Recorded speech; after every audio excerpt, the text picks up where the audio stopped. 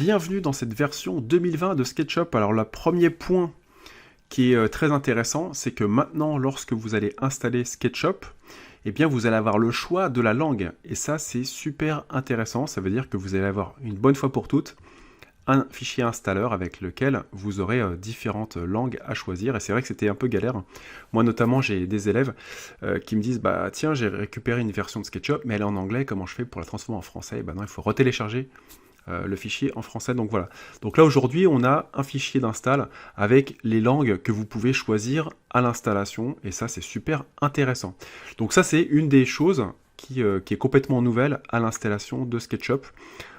Sinon pour l'installation, bah, vous avez toujours, en fonction de votre configuration d'ordi, surtout sur Windows, des packages à installer et qui nécessitera sans doute un redémarrage de l'ordi. Mais ça, rien de très nouveau. Donc voilà, ça c'était juste en introduction, la grande nouveauté, le choix de langue dans SketchUp Pro 2020.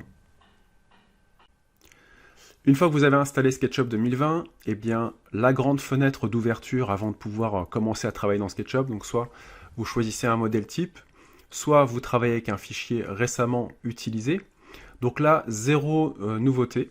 Vous voyez, si je fais autre modèle type, bon, on a le type de modèle, et là on reprend le concept de 2019, où on a un petit cœur, hop, pour indiquer le modèle type avec lequel on travaille tout le temps, mais sinon, aucune nouveauté. Donc on va directement démarrer sur un modèle type pour vous montrer les principales nouveautés dans SketchUp. Alors, première nouveauté, on a un nouveau personnage. Donc là, vous avez Laura, qui est notre personnage féminin dans SketchUp 2020. Voilà, donc rien de nouveau, hein. Il faut toujours un petit personnage pour vous aider à avoir l'échelle, et ça, c'est vraiment pratique dans SketchUp. Et par contre, grande nouveauté, pour moi, c'est super important, c'est que la fenêtre de choix des unités a été complètement refondue. Qu'est-ce que ça veut dire? Bah, ça veut dire que si je vais dans le menu fenêtre, info sur le modèle, unité, ici vous voyez, vous avez le choix des unités qui a été repensé. Alors pourquoi? Parce que c'est vrai qu'à l'utilisation, eh bien on peut choisir dans SketchUp, et je vais vous montrer tout de suite, je vais vous dessiner un cube ici, voilà, avec une cotation, donc vous pouvez, hop, choisir vos unités. Donc ça c'était pareil dans les versions précédentes, donc on peut choisir centimètres, millimètres. Là on a l'apparence des yards, voilà, c'est tout nouveau. On peut afficher la précision, et là ça devient super intéressant, c'est que vous allez pouvoir choisir deux unités différentes. Donc l'unité de travail de longueur de vos traits par exemple, et puis la surface, vous pouvez, quand vous calculez une surface en centimètres carrés, c'est un peu galère, donc je vais faire pour vous un sol. Voilà, je vais mettre ici l'information texte, je clique, et là vous voyez, super, j'ai l'information en mètres carrés, qui est plutôt plus pratique à lire qu'en centimètres carrés. Donc cette information, vous pouvez soit laisser deux chiffres après la virgule, soit un chiffre après la virgule, ce qui est largement suffisant. Donc je vais vous remettre tout de suite hop, la nouvelle information. Voilà, donc 20 mètres carrés. Alors je ne peux pas arrondir, c'est dommage. Donc on pourrait, dans la version 2021, penser qu'on pourrait aussi arrondir le texte à la sortie. On a aussi la possibilité de configurer les volumes. Donc quand vous avez un volume, c'est-à-dire un cube par exemple ici, je vais créer un groupe, sinon l'information volume ne marchera pas, et bien mon volume, mon groupe ici, je peux soit lui indiquer le volume en mètres cubes, je peux aussi indiquer le volume en litres, vous voyez, la contenance en litres. Et là, vous allez la voir ici, dans Info sur le modèle, hop, dans Info sur l'entité, pardon. Donc là, quand on clique sur le groupe, vous avez l'information en litres qui s'affiche ici. Donc on peut modifier entre les litres ou les mètres cubes, par exemple. Quand je vais cliquer, hop, alors j'ai changé les mètres carrés, mais ici, les mètres cubes, voilà. Et quand je vais cliquer sur mon cube, voilà, vous voyez ici, j'ai l'information en mètres cubes, donc ça c'est plutôt pratique. Et puis on va garder l'ancrage de longueur, ça ne change pas, le format des unités, et forcer l'affichage de 0, qui est une information qui est désactivée. Voilà, donc moi j'ai pas réussi à l'activer, je sais pas trop, c'est encore un petit mystère, mais si j'en sais plus, je vous le dirai plus tard. Unité angulaire, voilà, donc en fait, rien de neuf là-dedans, à part, je vous dis, la configuration des unités, ça c'est vraiment super pratique, notamment quand vous faites des projets d'archi d'intérieur ou où donc vous dessinez votre sol et vous voulez connaître la dimension de vos pièces. Il n'y a pas trop de calcul à faire, là, on facilite encore plus la tâche. Donc voilà pour cette vidéo concernant les unités, les nouvelles unités dans SketchUp 2020. Alors, grande nouveauté également, ça va être l'utilisation de la boîte englobante. Donc la boîte englobante, si vous connaissez, la boîte englobante, vous voyez, c'est cette zone bleue de SketchUp. En fait, quand vous créez un groupe ou un composant, vous avez cette boîte bleue. Là, c'est l'enveloppe de mon cylindre. Là, c'est l'enveloppe de mon canapé. Et là, c'est l'enveloppe globale de l'objet. Et bien, quand vous allez déplacer vos objets maintenant, vous avez la possibilité de vous accrocher sur un coin de cette boîte. Vous voyez, au niveau de la voiture, il y a une détection qui se fait et je peux déplacer mon objet d'après un des coins de cette boîte englobante. Donc, ça peut être plutôt pas mal pour garer la voiture. Donc, je vais prendre par exemple, vous voyez, ce point et puis je vais toucher un autre point. Donc, si je veux mettre, je sais pas, je vais dessiner un volume ici. Hop, voilà. Si je veux mettre ce coin ici, un clic au niveau, vous voyez, d'une extrémité ici, c'est possible. Donc j'ai bien mon objet qui s'arrête pile poil devant le mur. Donc ça, c'est plutôt pratique. Et ça, c'est, je pense honnêtement qu'à l'usage, on va pouvoir, peut-être avoir plus de facilité quand on déplace des objets dans un projet. Donc je vais vous faire le test aussi avec le cylindre, donc ça c'est pratique. Vous voyez qu'avec la boîte englobante, on va pouvoir maintenant toucher l'objet d'après son extrémité. Ça n'empêche pas qu'on peut quand même de nouveau aussi toucher, vous voyez, des points sur l'objet, si on a besoin de l'entraîner, d'une zone à une autre. Donc là, il n'y a pas de souci, il n'y a rien qu'à changer par rapport à ça. Pendant que j'y suis, donc là on a parlé de la boîte englobante. Deuxième chose très intéressante, c'est-à-dire que lorsque vous avez un objet type cube par exemple, avec l'outil déplacer, maintenant, vous allez pouvoir avoir une autre information qu'on n'avait pas avant. Quand vous déplacez l'outil déplacer devant un objet qui est groupé ou en composant, vous voyez, il y a des petites pastilles grises qu'on peut survoler. Donc là, il m'indique l'angle du groupe, mais surtout, vous voyez, la petite pastille grise qui est cachée là-bas, lorsque vous allez la survoler, votre objet il va passer automatiquement en transparence. Et ça, c'est pareil, c'est une chose qui n'existait pas avant et qui va vous permettre de mieux voir les objets en volume. Donc ça, c'est plutôt pratique. Donc pareil ici, vous voyez, si mon objet est sélectionné, on ne peut pas le faire. Par contre, s'il est groupé, créer un groupe ou un composant, voilà, on a cette petite pastille grise, voilà, qui peut nous aider. Je vais faire un test avec la voiture, je ne suis pas sûr que je puisse avoir une information. Non, là, l'objet est trop complexe. Mais par rapport aux formes simples, ah si, j'ai une petite pastille qui est là-bas, hop, que je vais pouvoir survoler, et voilà. Et vous voyez, elle passe aussi en transparence, mais c'est assez discret. Là, pour le coup, on a quand même la transparence qui existe, voilà, automatiquement, mais ça le fait sur un objet, donc voilà, c'est juste localisé sur un objet, donc ça peut être pratique. Donc voilà, donc le fait de pouvoir déplacer n'importe quel point, vous voyez, de votre boîte englobante, c'est top, et cette transparence sélective sur un objet, maintenant, dans SketchUp, ça existe, donc pourquoi pas l'utiliser dans vos futurs projets. Donc voilà pour ce chapitre. Alors ça, c'est une grande nouveauté, et je trouve vraiment que c'est une très bonne initiative, parce que quand on va pouvoir travailler dans nos projets SketchUp, ça va vraiment nous aider. Alors je vais vous montrer deux choses. Donc, dans cette vidéo-là, on va regarder ensemble la notion d'objet caché et géométrie cachée. Maintenant, c'est complètement différencié dans SketchUp 2020. Alors je vous ai montré un petit exemple ici. Là, on est dans SketchUp 2019 et on aura la même scène, vous voyez ici, hop, dans la 2020 pour faire la comparaison. Donc je vais retourner dans SketchUp 2019. Donc depuis la création de SketchUp, vous avez la possibilité, en fonction des objets que vous avez importés, d'afficher la vraie nature de la géométrie des objets. Alors qu'est-ce que ça veut dire? Ça veut dire que là, par exemple, vous voyez cette chaise, ici, il y a des arêtes qui existent de construction mais qui ont été masquées. Alors dans SketchUp 2019, c'était très facile, vous alliez dans Affichage, Géométrie cachée, voilà, et on pouvait voir, vous voyez, la vraie nature de mon objet, qui est composé de plein de petits triangles avec des arêtes et des faces. Donc je les ai masqués sur cet objet-là, et puis quand on faisait Affichage, Géométrie cachée, hop, on pouvait masquer la géométrie cachée. Quand vous dessinez un cylindre dans SketchUp, Affichage, Géométrie cachée, quand vous affichez les géométries cachées, bah, vous voyez toutes les faces en fait de ce cylindre qui apparaissent pour vous montrer qu'en fait ce cylindre, eh bien, c'est une série de faces verticales avec deux cercles en haut et en bas. Ok? Bien.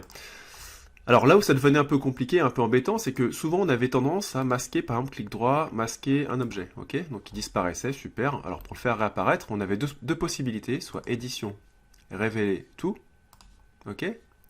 Soit, eh bien, on remettait le mode affichage géométrie cachée. Et dans ce cas, vous voyez, on avait ce petit objet-là en transparence, en espèce de filaire, voilà.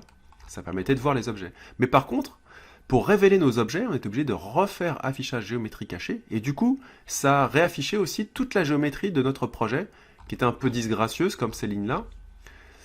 Et donc, du coup, voilà. Donc, il fallait révéler, youpi, et puis après, de nouveau, affichage, hop, et décocher géométrie cachée. Bon. Donc, voilà. Donc, voilà la nouveauté dans SketchUp 2020.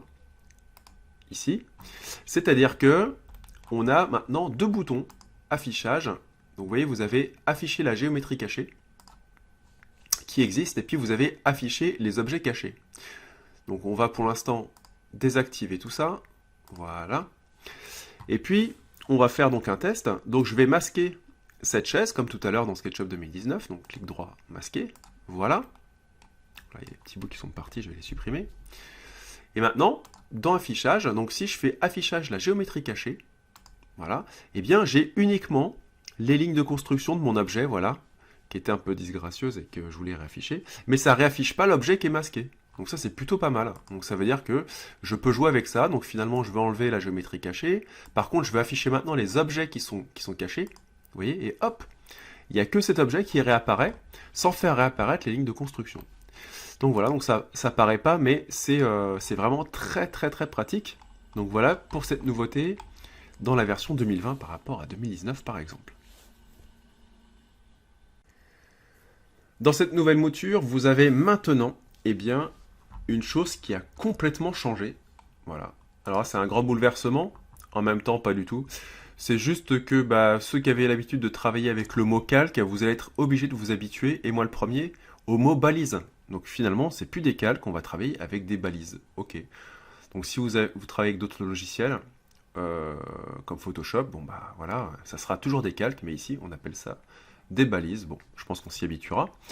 Donc voilà, donc finalement pas grand chose de nouveau. Vous voyez que là mes objets sont sur un calque table et chaise. Si je veux masquer mon calque, hop, si je veux masquer ma balise, attention maintenant il faut qu'on s'habitue, il faudra voilà, cliquer sur le petit œil, voilà, table et chaise.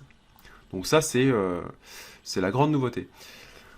Autre chose, vous avez la fenêtre structure. Alors si vous n'avez pas l'habitude de travailler avec la fenêtre structure avec SketchUp, la fenêtre structure c'est pas mal parce que ça va lister tous vos composants et vos groupes. Donc ça existait depuis longtemps. Donc vous voyez les groupes sont symbolisés par ce petit carré noir et puis les composants par ces 4 petits carrés noirs. Donc voilà, donc là ça indique que j'ai plusieurs objets. Vous voyez, Laura est un composant. Voilà. Et la grande nouveauté c'est que vous allez pouvoir masquer ou afficher eh bien, les composants directement par cette boîte de dialogue structure, ce qui vous évite, et ça c'est plutôt pas mal, et bien vous voyez, ça vous évite de créer des calques. Donc dans un cas précis, vous allez pouvoir masquer rapidement vos objets, donc je vais enlever mes objets cachés, géométrie cachée, hop, ici. Et vous voyez par exemple, si je masque mon objet, hop, ici, masqué, voilà. Vous voyez, il y a un petit œil ici, tac, juste là, qui m'indique que cet objet-là est masqué, donc c'est plutôt pas mal. Donc pour le réafficher, il suffit de cliquer sur le petit œil et c'est gagné. Ici, hop, j'ai mon objet. Si je clique sur le petit œil, et voilà, il disparaît aussi. Lui aussi, lui aussi. Donc finalement, je peux masquer tous mes objets. Donc lui n'était pas un groupe ou un composant. Dans ma scène, et pour les faire réapparaître, vous voyez, je peux cliquer ici. Donc ce qui est plutôt pas mal. Bon ça, pour ceux qui connaissaient, c'est pas une nouveauté. Mais ça vous permet de ne pas créer à chaque fois un calque, une balise par objet. Là, avec la fenêtre structure, il suffit de masquer, vous voyez, avec le petit œil, et savoir en plus les objets qui ont été masqués. Donc, pour ça, il faudra forcément que vous ayez des groupes et des composants. Donc voilà, donc pour résumer, attention, les calques s'appellent balises maintenant, on va travailler avec des balises, et puis dans structure, vous allez pouvoir masquer vos composants directement avec ce petit œil, voilà, plutôt pas mal. Voilà pour cette nouveauté. Alors on va voir maintenant ce qui se passe de nouveau dans le logiciel Layout. Layout, c'est un logiciel donc, qui est fourni avec SketchUp Pro quand vous achetez SketchUp Pro, vous pouvez imprimer vos plans à l'échelle avec un format de papier spécifique pour faire de la mise en page. Donc je vous ai préparé une petite salle de classe que je vais transférer tout de suite dans Layout. Hop, fichier envoyé à Layout, voilà. Donc si vous connaissez, eh bien vous connaissez par cœur cette manip. Donc là j'ai mon plan, vous voyez, et je vais cliquer dessus. Et donc ce qu'il y a de nouveau maintenant dans Layout, c'est si je clique sur le menu déroulant modèle SketchUp, eh bien je vais retrouver les balises que j'aurais créées dans SketchUp. Vous voyez que j'ai créé plusieurs balises, luminaire, radiateur, table et chaise. Ça veut dire que si à un moment donné j'ai oublié de désactiver ma balise radiateur, je peux la désactiver ici, hop, dans Layout. Et maintenant ça se fait en temps réel. Mes tables et chaises, paf, je peux les désactiver, vous voyez. Ça se fait automatiquement, donc ça c'est quelque chose qu'on n'avait pas avant. Alors attention, méfiez-vous, vous avez aussi les calques, hop, dans Layout, ici, voilà, qui sont donc des calques qui fonctionnent que dans Layout et qui n'ont rien à voir avec les balises de SketchUp. Donc là, on est bien dans le panneau modèle SketchUp, vous voyez, ici, et donc on a ces fameuses balises. Voilà, donc ça c'est la première nouveauté de Layout, c'est que vous allez pouvoir, eh bien, hop, activer ou désactiver les balises de SketchUp dans Layout. La deuxième modification majeure qu'on va retrouver aujourd'hui dans Layout 2020, c'est la gestion des cotations au niveau ici, dans votre cote, de votre ligne d'attache. En fait, vous voyez, quand vous cotez dans Layout, généralement, quand vous prenez une cote, vous cotez l'intérieur, hop, ici, voilà, et vous cliquez votre cote, vous la remettez à l'extérieur. Et bien là, vous voyez, vous avez votre ligne d'attache qui sont toujours attachées à votre point de départ. Et aujourd'hui, c'est possible de modifier tout ça. Je vais me concentrer sur cette grande cote ici. Et là, dans mon petit panneau style de cotation, là, vous avez un menu maintenant qui s'appelle Arrête prolonger, qui va me permettre de gérer justement la longueur ou la distance de cette ligne par rapport à son point de départ. Donc là, j'ai plusieurs possibilités. Soit je reste en mode écart, soit je vais mettre longueur, une longueur fixe. Et cette longueur fixe, je vais la changer. Ici, si je mets 5 et entrée, vous allez voir automatiquement, voilà, ça raccourcit ma ligne. Et ça paraît pas, mais c'est super pratique. Il y a d'autres logiciels qui le font depuis bien longtemps comme AutoCAD, mais maintenant Layout va être capable, vous voyez, de gérer ça. Si je mets une longueur fixe de nouveau ici dans mon projet, et que je mets par exemple 4 et entrée, voilà, je vais avoir des traits qui vont être beaucoup plus petits, qui se détachent complètement de ma ligne, de mes points d'attache par rapport à cette cote. Voilà. Donc ça, c'était les innovations pour le logiciel Layout. Donc deux innovations principales. D'abord, les balises que vous allez pouvoir désactiver par rapport à votre fichier SketchUp. Et puis, ces nouvelles cotations où on peut raccourcir les lignes d'attache. Voilà la découverte de SketchUp 2020. En tout cas, des nouveautés. C'est terminé. Donc en résumé, les très bonnes surprises qu'on peut voir sur ce logiciel, c'est la boîte englobante qui va maintenant vous permettre de déplacer vos objets avec l'extrémité de chaque point, de trouver des transparences. On a aussi la fenêtre structure qui va vous permettre de masquer des objets avec le petit œil. On a également les objets et les géométries cachées. Et puis dans Layout, voilà quelques petites nouveautés, et notamment aussi les unités de SketchUp. Alors ce qui n'est pas dit, ce que je vous dis aussi, c'est que j'ai lu que cette version 2020 permettait de gérer des fichiers avec une grosse capacité.